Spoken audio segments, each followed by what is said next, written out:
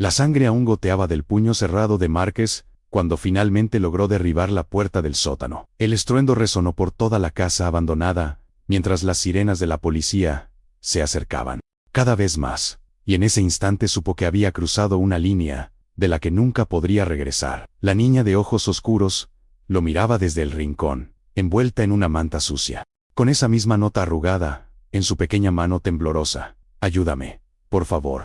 Pero para entender cómo Márquez Sullivan, un veterano motociclista de 47 años, que había jurado nunca más involucrarse en los problemas de nadie, llegó a ese momento desesperado. Debemos retroceder 3 semanas, a un caluroso sábado de julio en el estacionamiento del centro comercial Riverside, donde Márquez acababa de estacionar su Harley Davidson Fatboy del 2008, negra como la noche, con el tanque decorado con llamas plateadas que había pintado él mismo, durante un invierno particularmente frío 5 años atrás. Márquez Sullivan no era el tipo de hombre que llamaba la atención intencionalmente, aunque su presencia lo hacía inevitable. Medía 1,85 m, con hombros anchos, que habían cargado demasiadas historias, y una barba canosa, que le llegaba hasta el pecho, trenzada con cuentas de madera, que había tallado durante sus días en prisión.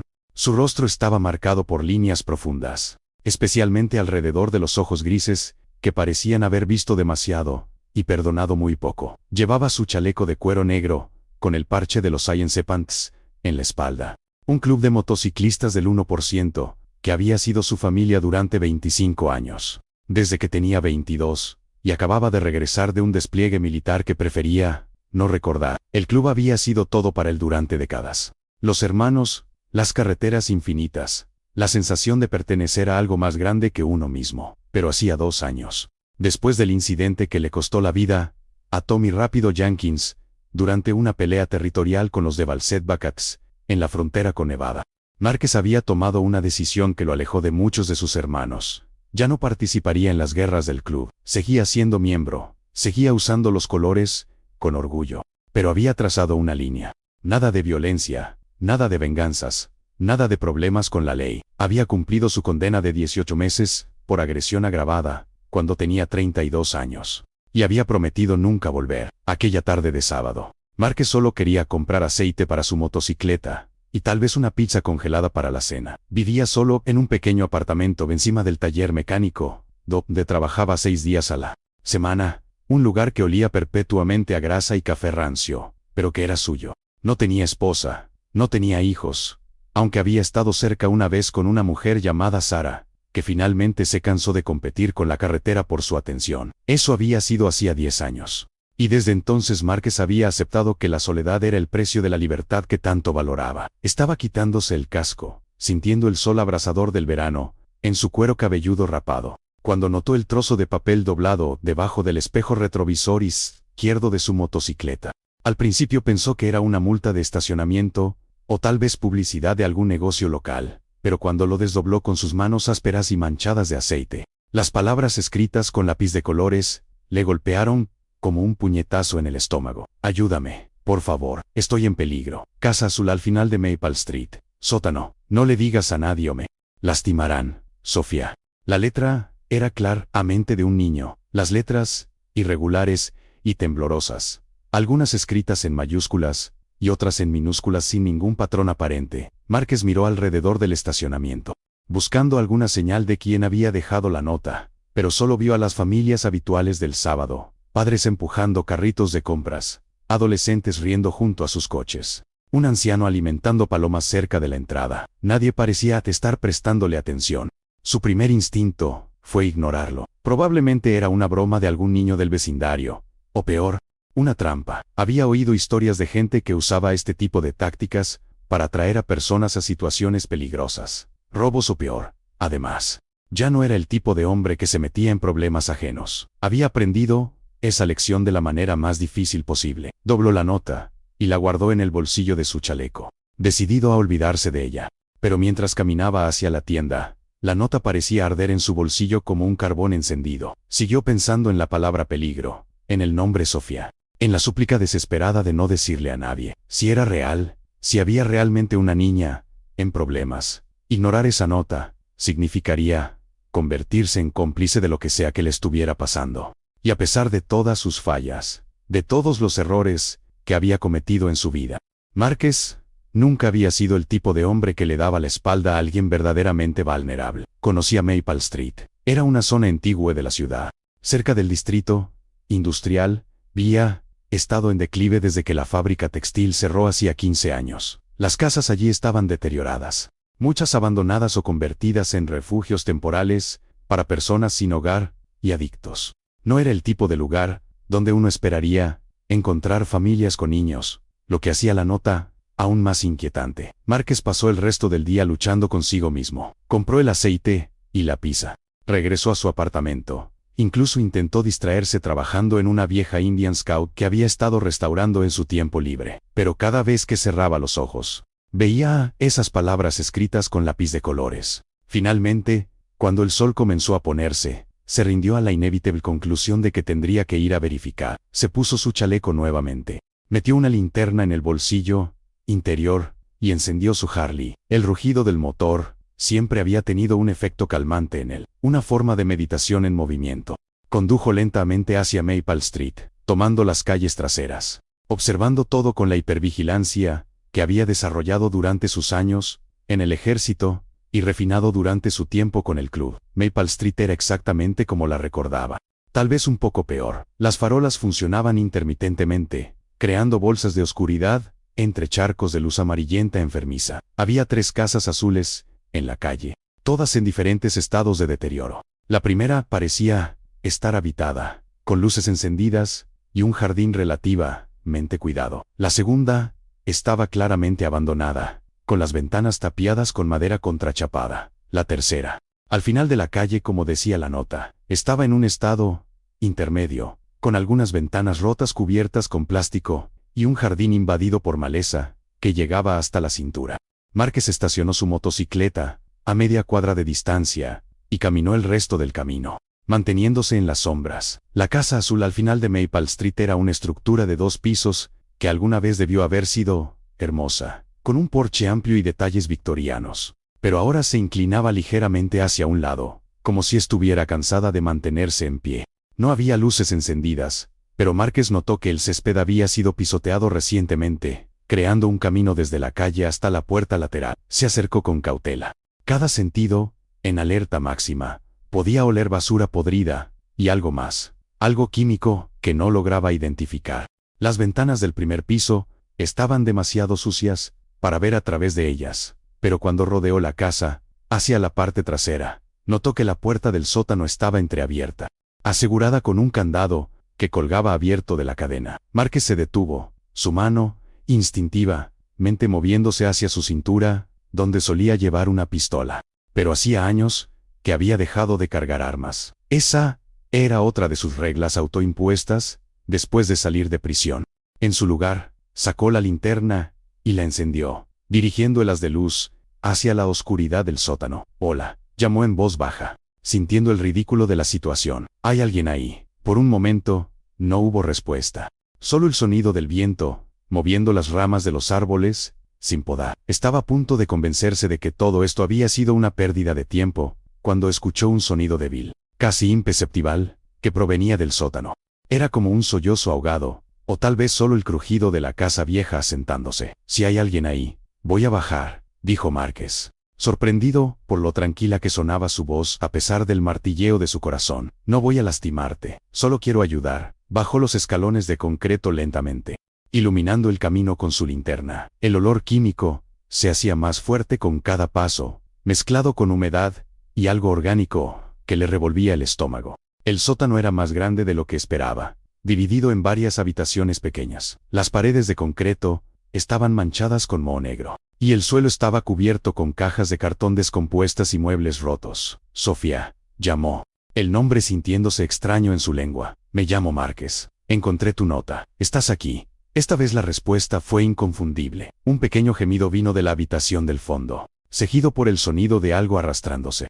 Márquez sintió que su sangre se enfriaba mientras se movía hacia el sonido, su linterna revelando más del horrible estado del sótano con cada paso. La encontró en la última habitación, acurrucada detrás de una caldera oxidada. Sofía no podía tener más de 8 o 9 años, con cabello oscuro enredado y ojos enormes que reflejaban la luz de su linterna como los de un animal salvaje. Estaba vestida con una camiseta sucia que era varias tallas demasiado grande y pantalones cortos rasgados. Tenía moretones visibles en sus brazos delgados y un corte en su labio inferior que parecía reciente. «No voy a lastimarte», repitió Márquez, bajando lentamente a una rodilla, para no parecer tan intimidante. «Eres Sofía. Fuiste tú quien dejó la nota en mi motocicleta». La niña asintió lentamente, todavía presionándose contra la pared como si quisiera desaparecer en ella. «¿Estás herida?», preguntó Márquez, manteniendo su voz lo más suave posible, aunque por dentro sentía una furia creciente al ver el estado en que se encontraba esta niña. «Necesitas que llame a una ambulancia».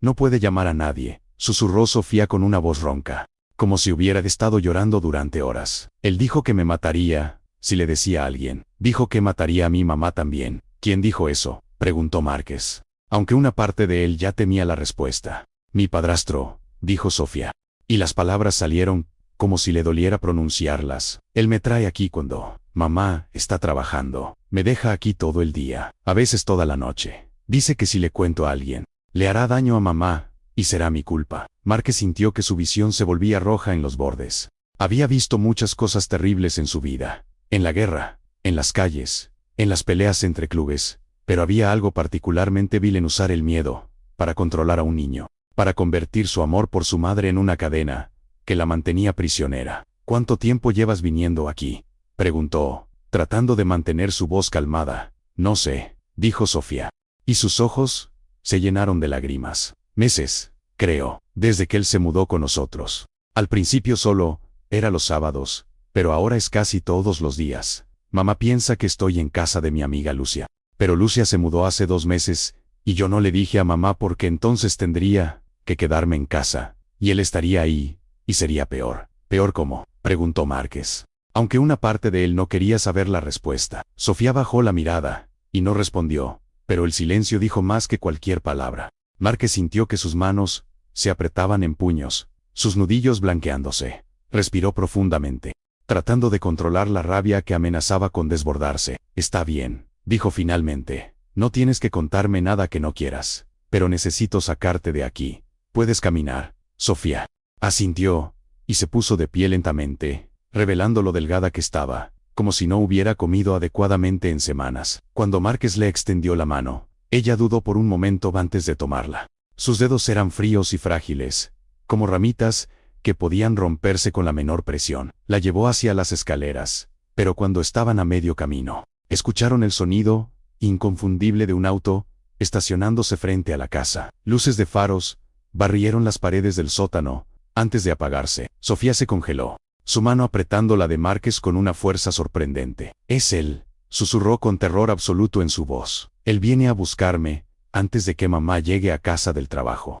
Usted tiene que irse. Si él lo ve aquí, lo lastimará, y después me lastimará a mí, por decirle a alguien». Márquez escuchó pasos en el porche delantero, luego el sonido de una llave en la cerradura. Tenía tal vez 30 segundos antes de que quien fuera entrara a la casa. Podía dejar a Sofía y salir por la puerta del sótano, evitar cualquier confrontación, tal vez llamar a la policía una vez que estuviera a salvo. Era lo racional, lo sensato, lo que cualquier persona cuerda haría. Pero Márquez Salavan había pasado los últimos 25 años de su vida siendo parte de una hermandad que valoraba la lealtad por encima de todo, que nunca dejaba atrás a uno de los suyos, que enfrentaba los problemas de frente, sin importar las consecuencias. Y aunque esta niña no era miembro de ningún club de motociclistas, aunque era solo una extraña que había dejado una nota desesperada en su moto, en ese momento se convirtió en su responsabilidad, en alguien quien había jurado proteger en el momento en que decidió bajar esas escaleras.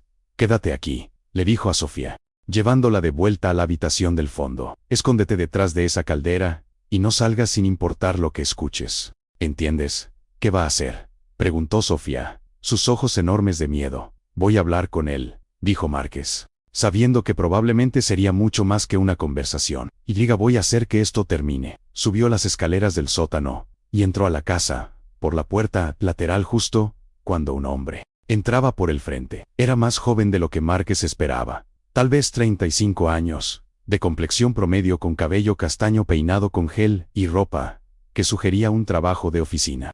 Se veía como el tipo de persona que uno podría ver en cualquier supermercado o estación de gasolina sin pensar dos veces. Lo cual, Márquez supuso, era exactamente el punto. El hombre se congeló cuando vio a Márquez. Su expresión pasando de sorpresa a confusión era algo que se acercaba peligrosamente a la culpabilidad, antes de asentarse en una máscara de indignación. ¿Quién demonios eres tú?, exigió, aunque su voz tenía un temblor que traicionaba su nerviosismo. Esta es propiedad privada.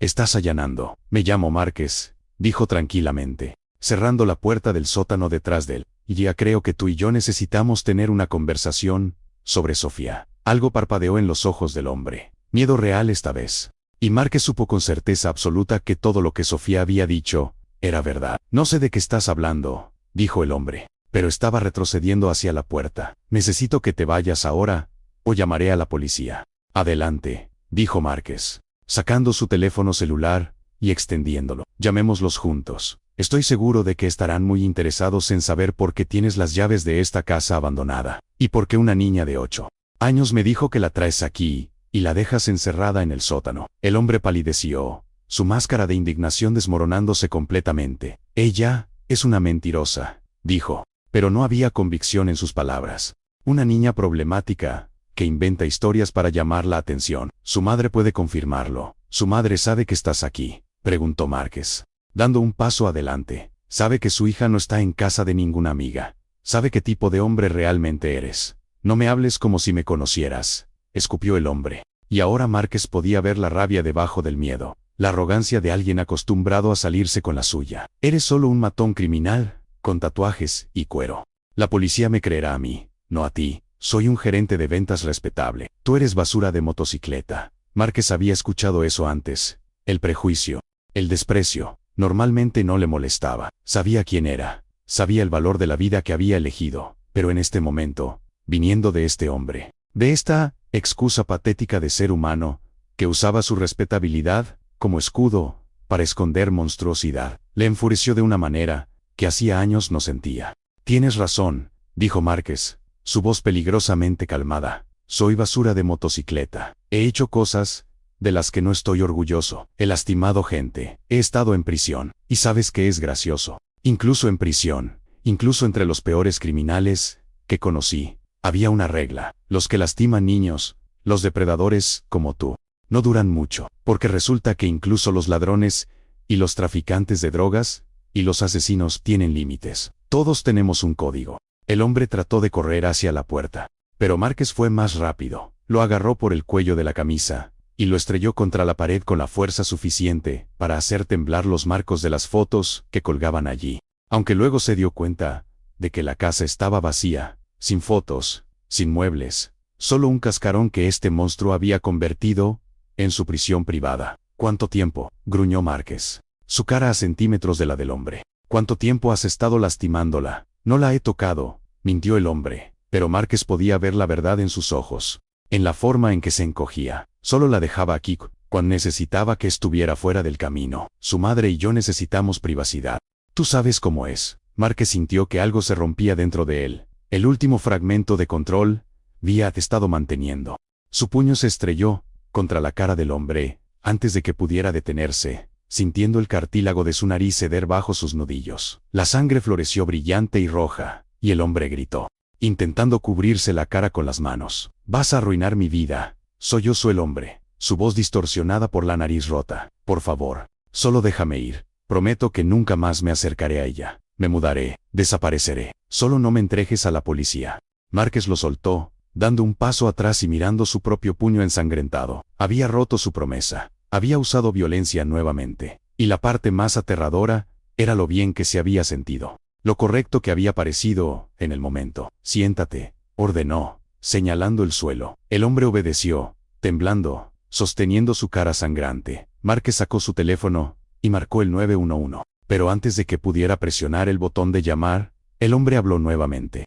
No tienes pruebas, dijo, y había un destello de astucia en sus ojos, a pesar de la sangre. Es la palabra de una niña problemática contra la mía, y ahora me has agredido. Eso es lo que la policía verá. Un motociclista violento que me atacó sin provocación. Incluso si ella dice algo, pensarán que la entrenaste, que esto fue planeado. Márquez se dio cuenta, con una sensación de hundimiento, que el hombre probablemente tenía razón. Había manchado cualquier caso posible con su propia violencia. Un buen abogado podría convertir toda esta situación, pintarlo como el verdadero agresor, especialmente dado su historial criminal. Y mientras tanto, Sofía sería devuelta al cuidado de su madre, que vivía con este monstruo. ¿Qué le creería él sobre su propia hija? Porque así es como funcionan estos depredadores, eligiendo víctimas que ya están aisladas, construyendo muros de duda y miedo. Estaba considerando sus opciones, ninguna de ellas buena, cuando escuchó el sonido de otro auto acercándose. Este era diferente, más grande. El tipo de motor profundo, que solo venía de vehículos modificados. Márquez reconoció ese sonido, incluso antes de ver las luces, iluminando las ventanas. Era una caravana de motocicletas. Al menos 5 o 6 por el sonido. El hombre en el suelo lo escuchó también, y palideció aún más, si eso era posible. ¿Qué es eso? ¿Trajiste a tu pandilla para matarme? No, dijo Márquez honestamente. No le dije a nadie que venía aquí. Pero cuando salió al porche, reconoció las motocicletas que se alineaban en la calle. Eran miembros de los Science Punks. Su capítulo. Vio a Ray Trueno Thompson, el presidente del club, bajando de su Rodkin. Junto a él estaban Diesel, Toro, Fantasma y Pájaro, todos hermanos que habían rodado con Márquez durante más de una década. ¿Qué están haciendo aquí?, preguntó Márquez, genuinamente confundido. Trueno se acercó. Su considerable masa, haciéndolo parecer aún más intimidante a la luz irregular de las farolas. Tenía 53 años, con una barba completamente blanca y brazos del tamaño de jamones cubiertos, con tatuajes que contaban la historia de 30 años en el club. Tommy vio tu moto estacionada aquí cuando pasaba, dijo Trueno, refiriéndose al hijo de Tommy Jenkins, que ahora usaba el nombre de camino de su padre fallecido, en honor a su memoria. Nos pareció extraño que estuvieras en este vecindario solo. Los hermanos cuidan a los hermanos. Márquez, aunque seas un lobo solitario estos días, sigue siendo uno de nosotros. Márquez sintió una oleada de emoción que no esperaba.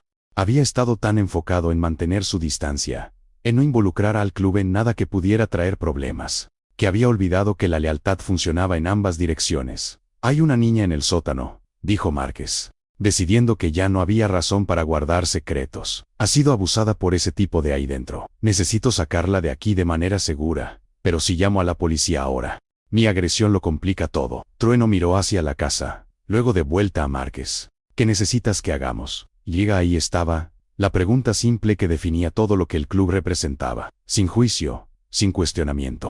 Solo apoyo absoluto. Márquez podría haber pedido cualquier cosa, en ese momento, y sabía que sus hermanos lo habrían respaldado. Podría haber pedido que hicieran desaparecer al hombre, que lo lastimaran de maneras que lo marcarían permanentemente, que aseguraran que nunca volviera a lastimar a nadie. Y parte de él, la parte oscura, que había tratado de enterrar durante 2 años, quería exactamente eso. Pero entonces pensó en Sofía, escondida en ese sótano, aterrorizada, no solo por su abusador, sino también por el motociclista grande y aterrador que había aparecido, en respuesta a su nota. Pensó en cómo lo había mirado. Con ese miedo inicial que lentamente se había convertido en confianza, cuando se dio cuenta de que no iba a lastimarla. Pensó en lo que significaría para ella ver más violencia, más sangre, más razones para creer que el mundo era un lugar oscuro lleno de hombres peligrosos. Necesito que uno de ustedes llame a la policía, dijo finalmente, anónimamente,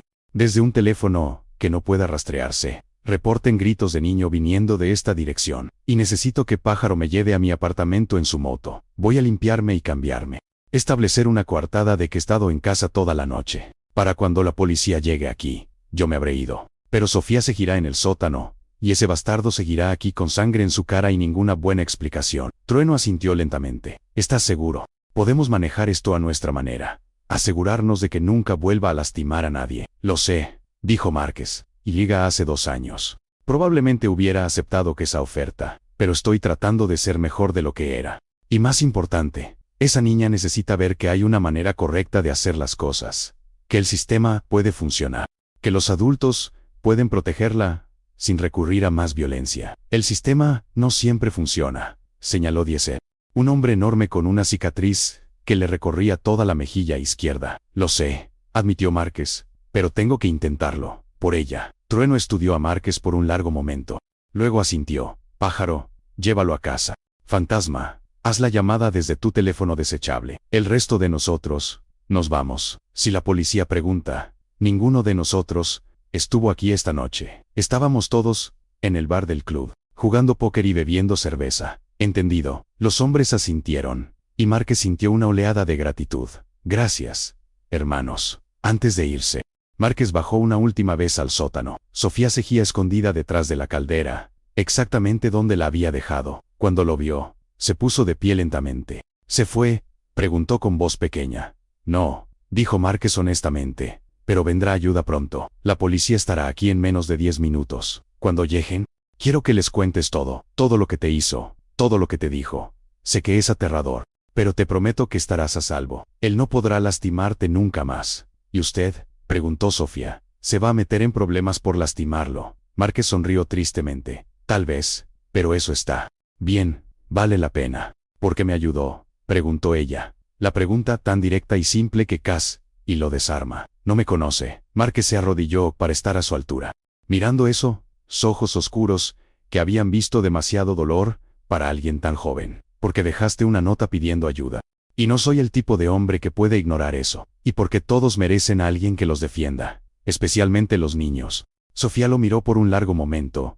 Luego dio un paso adelante, y lo abrazó, sus brazos delgados, apenas alcanzando alrededor de su cintura. Márquez se congeló, sorprendido. Luego lentamente levantó sus manos, y le devolvió el abrazo, teniendo cuidado de ser gentil con su cuerpo frágil. Gracias, susurró ella, contra su chaleco de cuero. Gracias por venir. Márquez sintió que algo se apretaba en su garganta. Una emoción no había permitido en años. Vas a estar bien, le dijo, aunque no estaba completamente seguro de que fuera verdad. Eres valiente y fuerte. Y vas a salir de esto. Se separó suavemente de ella, y le entregó una tarjeta arrugada del taller mecánico donde trabajaba. Si alguna vez necesitas algo, si alguna vez estás en problemas nuevamente, este es mi número. Puedes llamarme día o noche. De acuerdo. Sofía tomó la tarjeta con manos temblorosas y asintió. Márquez subió las escaleras por última vez. Pasó junto al hombre que cejía en el suelo, ahora sollozando silenciosamente en su propia miseria. Y salió a la noche. Pájaro lo esperaba en su Heritage Softail, el motor ya encendido. ¿Lista?, preguntó Pájaro. Un hombre delgado de 40 años, que hablaba poco, pero escuchaba todo. Márquez asintió y subió detrás de él. Mientras se alejaban, pudo escuchar sirenas en la distancia, acercándose rápidamente. Miró hacia atrás una vez, viendo la casa azul desmoronarse en la oscuridad. Y luego se obligó a mirar hacia adelante. Los siguientes días fueron un borrón de ansiedad y espera. Márquez vio las noticias obsesivamente, buscando cualquier mención del incidente. Finalmente, 3 días después, hubo un breve reporte. Un hombre había sido arrestado por abuso infantil, después de que la policía respondiera a una llamada anónima sobre una niña en peligro. La niña había sido puesta bajo custodia protectora temporal mientras se investigaba la situación de su hogar. No se mencionó ningún motociclista, ninguna agresión, ninguna evidencia de que Márquez hubiera estado allí. Aparentemente, el hombre había tratado de explicar su nariz rota, alegando que había sido atacado, pero sin testigos, sin cámaras de seguridad, sin evidencia de nadie más en la escena. Cuando llegó la policía, su historia no sostuvo agua. Especialmente cuando Sofía contó su versión de los eventos, describiendo meses de abuso y negligencia. Los investigadores habían encontrado evidencia en el sótano, en la casa que el hombre había estado alquilando secretamente, en mensajes de texto en su teléfono, que sugerían una conciencia clara de lo que estaba haciendo. 2 semanas después, Márquez recibió una visita inesperada en el taller. Era una mujer de 30 y tantos años, con el mismo cabello oscuro que Sofía. Ojos hinchados de tanto llorar pero con una determinación feroz en su mandíbula. «Usted es Márquez Sullivan», dijo. No una pregunta sino una afirmación. «Sí», admitió él, poniendo la llave que había estado usando. «Puedo ayudarla». «Soy Elena Reyes», dijo la mujer, la madre de Sofía. «Los detectives no quisieron decirme quién llamó a la policía esa noche. Dijeron que fue una denuncia anónima. Pero Sofía me contó sobre un hombre grande con una barba larga y un chaleco de cuero que la encontró en el sótano. Un hombre con una motocicleta negra con llamas plateadas. No fue difícil rastrearlo. Una vez que tuve esa descripción, solo hay una Harley así en esta ciudad». Márquez no dijo nada, esperando, sin saber si estaba aquí para agradecerle o culparlo por no haber actuado antes, por haber usado violencia, por haberle complicado la vida. «Quiero que sepa», continuó Elena, su voz quebrándose ligeramente, «que no sabía sobre lo que él estaba haciendo, sobre dónde estaba ella realmente. Trabajaba dobles turnos, confiaba en él. Creía que Sofía estaba con su amiga. Soy la peor madre del mundo, por no haber visto lo que estaba pasando frente a mis ojos. No, dijo Márquez firmemente. Él fue un depredador. Eso es lo que hacen. Manipulan, ocultan, hacen que las personas a su alrededor duden de su propia percepción. Usted no es culpable de lo que él hizo. Elena se limpió los ojos con el dorso de la mano. Sofía quiere conocerlo nuevamente, correctamente esta vez. Dice que le prometió que podía llamarlo si alguna vez necesitaba algo. ¿Es eso cierto? Sí, dijo Márquez. Y lo dije en serio. No esperamos que se convierta en parte de nuestras vidas, dijo Elena rápidamente. Sé que tiene su propia vida, sus propios problemas, pero Sofía ha estado teniendo pesadillas, luchando con todo lo que pasó. El terapeuta dice que sería bueno para ella ver que la persona que la ayudó es real, que no fue solo un sueño o una fantasía, solo una visita. Tal vez, si no es demasiado pedir. Márquez pensó en todas las razones por las que debería decir que no. Estaba tratando de mantener su vida simple, sin complicaciones, sin vínculos que pudieran arrastrarlo de vuelta a viejos patrones. Pero también pensó en esa niña pequeña en el sótano, en cómo había confiado en él a pesar de tener todas las razones para temer a un extraño, especialmente a uno que se veía como él. No es demasiado pedir, dijo. Sería un honor conocer a Sofía nuevamente. La primera visita fue incómoda, llena de silencios largos y conversación forzada, pero gradualmente, a lo largo de semanas, y luego meses, se convirtió en algo más. Márquez comenzó a detenerse en el pequeño apartamento donde Elena y Sofía ahora vivían, a veces solo para verificar que estuvieran bien, a veces para ayudar con reparaciones menores,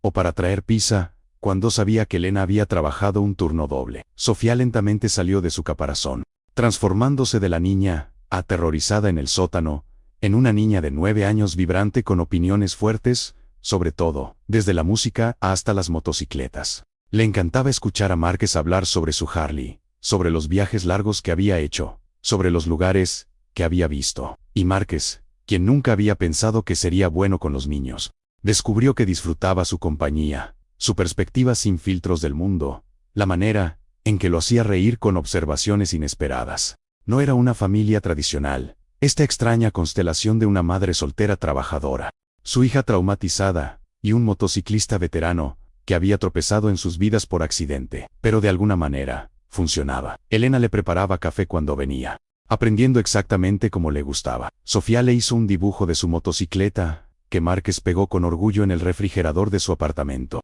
Y Márquez, quien había pasado tanto tiempo, manteniéndose alejado de las conexiones emocionales, descubrió que no le molestaba que estas dos personas lo necesitaran de vez en cuando. El juicio del padrastro fue breve y decisivo. Enfrentaba múltiples cargos de abuso infantil, negligencia criminal y encarcelamiento ilegal. Con el testimonio de Sofía, la evidencia forense del sótano y los registros de su alquiler secreto de la propiedad, no había mucha defensa que su abogado pudiera montar. Fue sentenciado a 20 años en prisión estatal. Márquez estuvo presente en la sala del tribunal el día de la sentencia, sentado en la parte de atrás con Trueno y algunos otros hermanos del club. Cuando el hombre fue llevado esposado, hizo contacto visual con Márquez por un breve momento. Había odio ahí, y miedo, y algo que podría haber sido una petición silenciosa de misericordia. Márquez no le dio nada, simplemente lo miró, hasta que el hombre apartó la vista y fue conducido fuera de la sala.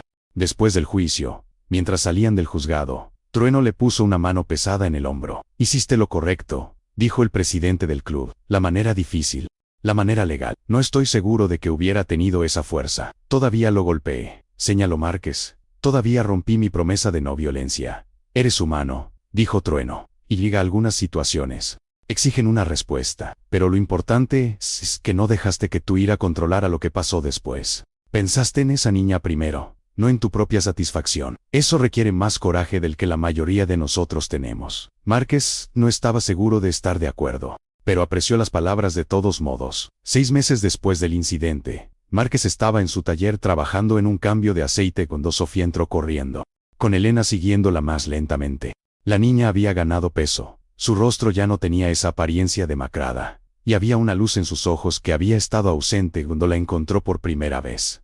Márquez gritó, corriendo hacia él. ¿Adivina qué? ¿Qué? Preguntó, limpiándose las manos grasientas en un trapo antes de que ella pudiera abrazarlo y arruinar su ropa.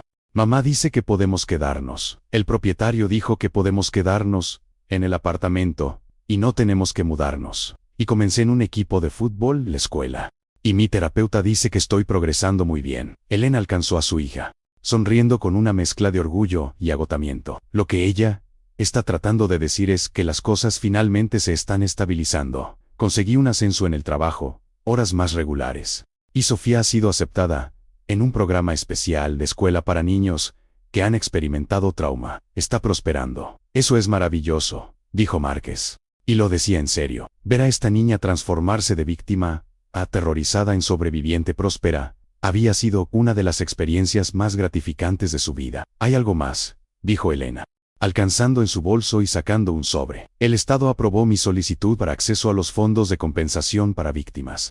No es mucho, pero es suficiente para cubrir la terapia de Sofía y dejar algo de lado para su educación. Y quería darle esto. Extendió el sobre hacia Márquez. Él lo abrió con cautela y encontró un cheque por $5,000. No puedo aceptar esto, dijo inmediatamente, tratando de devolvérselo. Si puede, insistió Elena. Sin usted, sin lo que hizo esa noche, no sé dónde estaríamos ahora. Probablemente todavía estaría con él, todavía llevando a Sofía de vuelta a esa casa horrible, todavía sin saber. Usted nos salvó a ambas. Este dinero es solo una pequeña forma de decir gracias. No hice nada que mereciera pago, protestó Márquez. Solo hice lo correcto. Exactamente, dijo Elena. Y eso es precisamente por qué merece esto. Porque no buscó recompensa, no esperó reconocimiento. Solo ayudó porque podía, porque importaba. Ese tipo de bondad es rara, Márquez. Especialmente viniendo de alguien que todo el mundo juzgaría solo por su apariencia. Márquez miró el cheque, luego a Elena.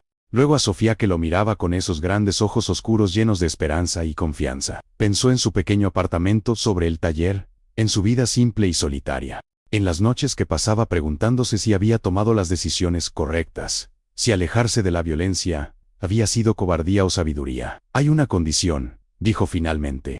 No quiero que esto sea el final de nuestra amistad. No quiero que esto sea una transacción donde ustedes me pagan, y entonces ya no tienen que sentirse obligadas a mantener el contacto. Si acepto esto, es porque confío en que seguiremos siendo parte de la vida del otro. Elena sonrió, una expresión genuina y cálida que iluminó su rostro cansado. Márquez Sullivan. Eso es exactamente lo que esperábamos que dijera. Y así, de la manera más improbable, Márquez había encontrado algo que nunca había buscado, una familia. No la familia biológica, que lo había abandonado cuando era joven. No la familia del club que todavía amaba, pero de la que había aprendido a mantener cierta distancia, sino una familia elegida, construida sobre trauma compartido y curación mutua. Los meses se convirtieron en años. Márquez estuvo presente en el 10º cumpleaños de Sofía, donde ella sopló las velas en un pastel que le había ayudado a hornear, torpemente porque nunca antes había horneado nada en su vida. Estuvo allí cuando ella ganó su primer trofeo de fútbol, gritando más fuerte que cualquiera en las gradas. Estuvo allí cuando tuvo pesadillas sobre el sótano, sentado afuera de su habitación durante horas, hasta que pudiera volver a dormir. Una presencia protectora que le recordaba que estaba a salvo. Y en esas largas noches, cuando el mundo estaba quieto, y solo podía escuchar el sonido de su propia respiración y el ocasional auto pasando por la calle,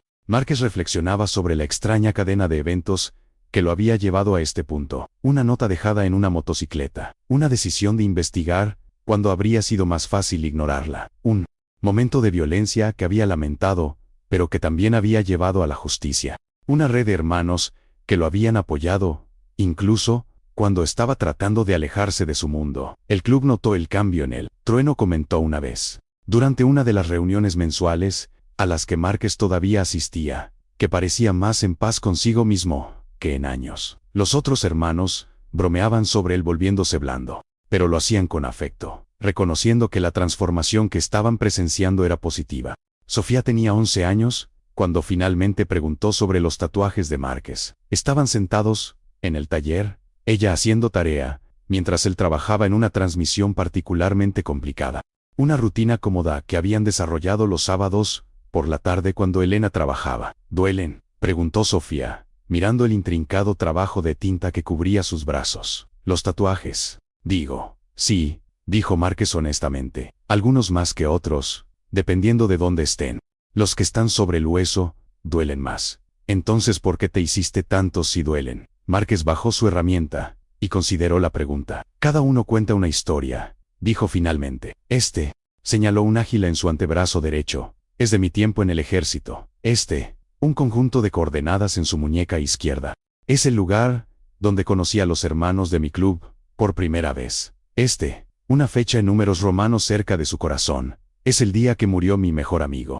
¿Y preguntó Sofía, señalando un diseño más reciente, una serpiente de hierro envuelta alrededor de una nota de papel, ubicada en su antebrazo. Márquez sonrió. Ese es nuevo. Lo conseguí hace 6 meses. ¿Qué significa? Significa que a veces las cosas más importantes de la vida vienen de las fuentes más inesperadas. Que una pequeña nota puede cambiar todo si estás dispuesto a prestar atención. Sofía lo miró por un largo momento, luego sonrió. Me gusta ese.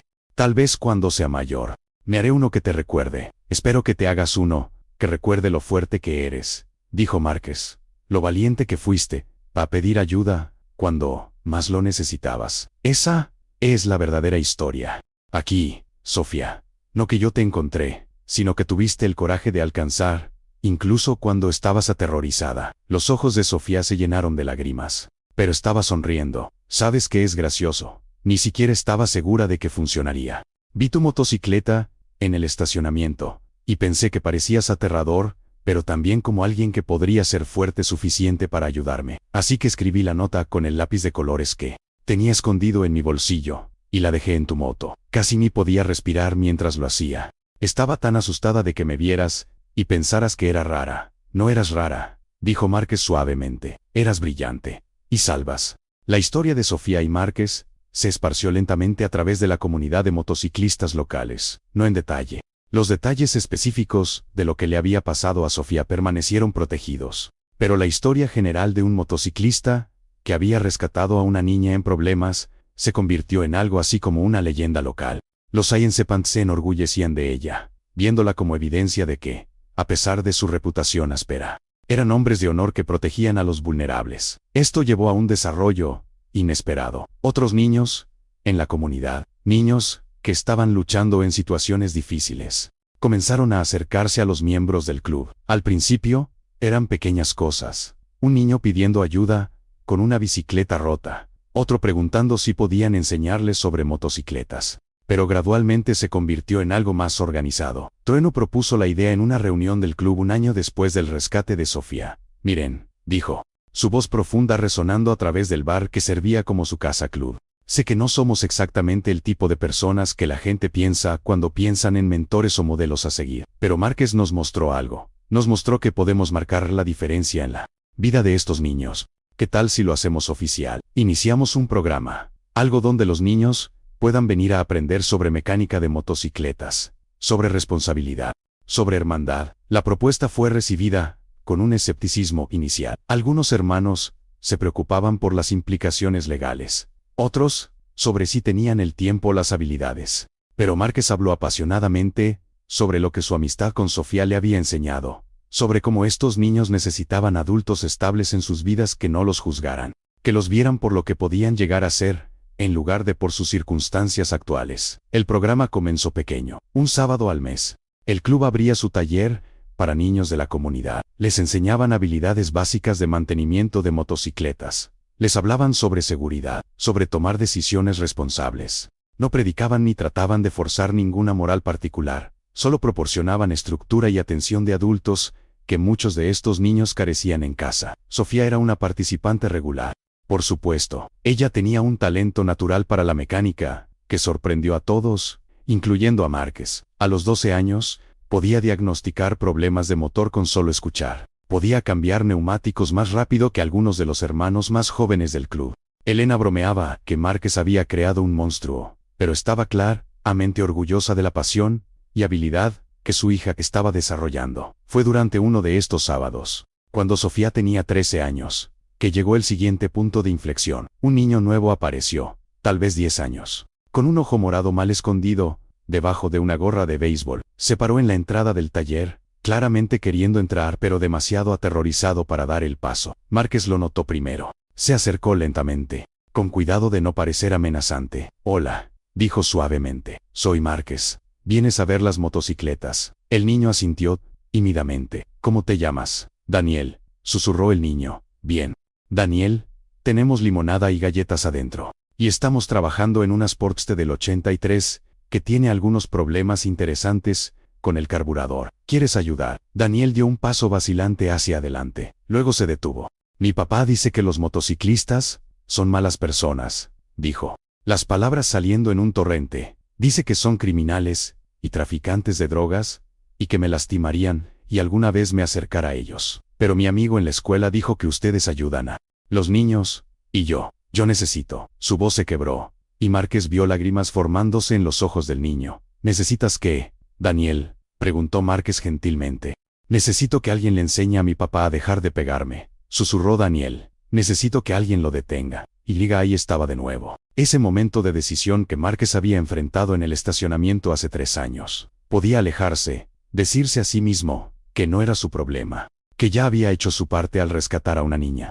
O podía dar un paso adelante, sabiendo que abrir esa puerta significaba abrirla para siempre, que nunca más podría pretender no ver cuán un niño necesitaba ayuda. Márquez miró atrás hacia el taller, donde Sofía estaba trabajando en la Sportster, su lengua sobresaliendo ligeramente en concentración, completamente absorta en su tarea. Ella había sanado tanto en los últimos 3 años. Había encontrado fuerza y propósito, a pesar de todo lo que le habían hecho. Y gran parte de esa curación había venido de saber que no estaba sola, que había adultos que la verían y la protegerían. Ven conmigo, Daniel, dijo Márquez, extendiendo su mano. Vamos a hablar con algunos de mis hermanos sobre cómo podemos ayudarte. Y mientras tanto, vamos a trabajar en esa motocicleta, ¿de acuerdo?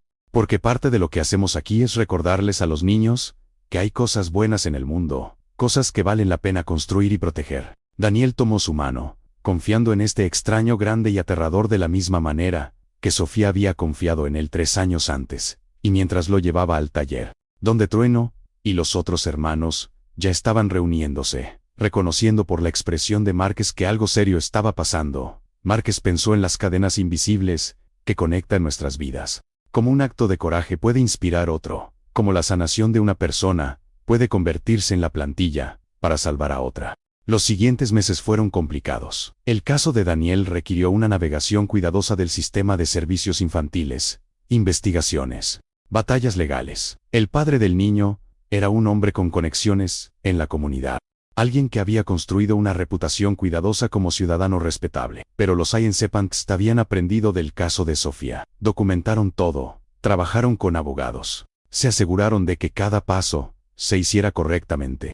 Y cuando el padre intentó usar su membresía en el club contra ellos, pintándolos como influencias peligrosas en su hijo, fue Sofía quien habló más fuerte. A los 13 años, parada frente a un juez, contó su propia historia de rescate, de sanación, de cómo estos hombres supuestamente peligrosos le habían mostrado más bondad y protección que muchos de los adultos respetables en su vida. La gente ve los tatuajes y el cuero y los juzga, dijo Sofía, su voz clara y segura.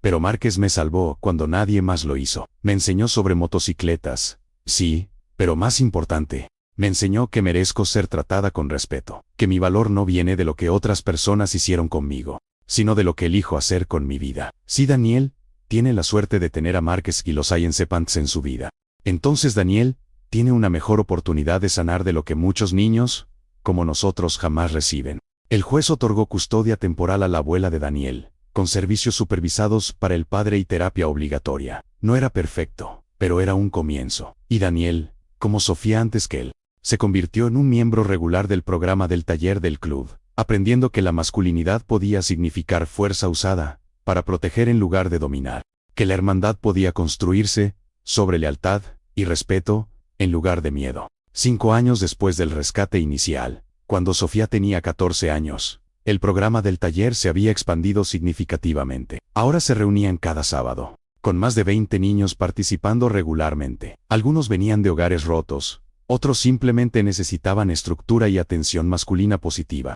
Los Sciencepans se habían asociado con escuelas locales y organizaciones comunitarias, formalizando el programa con verificaciones de antecedentes, capacitación y supervisión adecuada. Márquez se había convertido involuntariamente en la cara pública del programa. Los medios locales habían captado la historia.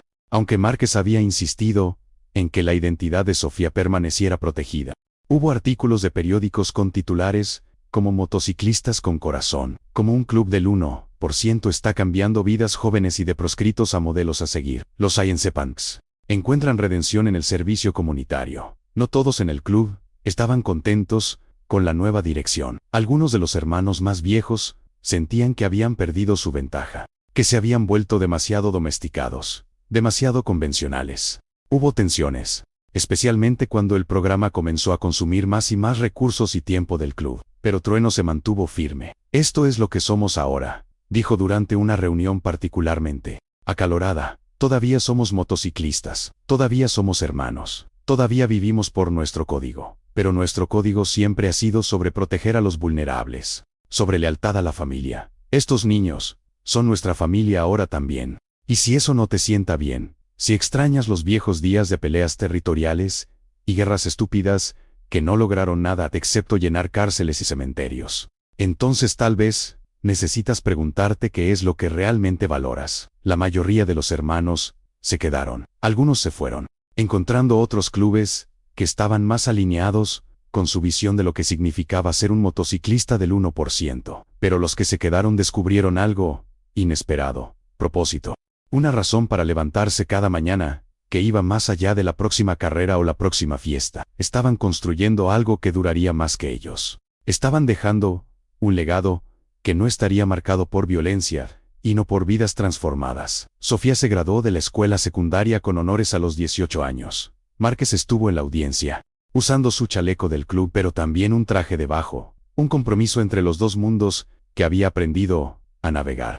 Elena estaba a su lado, todavía soltera, habiendo decidido enfocarse en su hija y en su propia sanación en lugar de buscar otra relación. En su discurso de graduación, Sofía no mencionó el sótano, no mencionó su padrastro abusivo. En su lugar, habló sobre segundas oportunidades, sobre cómo las personas pueden sorprenderte y les das la oportunidad, sobre cómo las familias pueden crearse y no solo nacer. Aprendí de un mentor inesperado, dijo, haciendo contacto visual con Márquez en la audiencia, que el coraje no siempre se ve como pensamos que debería. A veces el coraje es un niño asustado, dejando una nota pidiendo ayuda. A veces el coraje es un adulto decidiendo involucrarse, incluso cuando sería más fácil alejarse. Y a veces el coraje es levantarse cada día y elegir sanar en lugar de permanecer roto, elegir construir en lugar de destruir, elegir el amor en lugar del miedo. Después de la ceremonia, mientras las familias se reunían para fotos y celebraciones, Sofía se acercó a Márquez. Había crecido hasta medir casi su altura, con la confianza de una joven que sabía quién era y qué quería. Tengo algo para ti, dijo, alcanzando en su vestido de graduación y sacando una pequeña caja. Ábrela. Dentro había un parche, diseñado para ir en un chaleco de motociclista. Mostraba una serpiente de hierro envuelta alrededor de una nota de papel, con las palabras familia elegida bordadas debajo. Para tu chaleco, explicó Sofía, porque tú me elegiste cuando no tenías que hacerlo, y yo te elijo de vuelta, cada día. Tú, mamá, los hermanos, todos los niños en el programa. Esta es mi familia, la que construí de las cenizas, de la que se suponía que debía tener. Márquez sintió que su garganta se apretaba, esa sensación familiar que solo esta joven parecía poder evocar. Es perfecto, logró decir, su voz áspera con emoción. Lo usaré con orgullo. Lo sé, dijo Sofía, sonriendo. Y Liga Márquez. Hay algo más que necesito decirte, algo que he estado queriendo decir por años, pero nunca encontré el momento correcto. ¿Qué es? Gracias, dijo simplemente, por bajar esas escaleras, por creerme, por quedarte incluso cuando hubiera sido más fácil irse.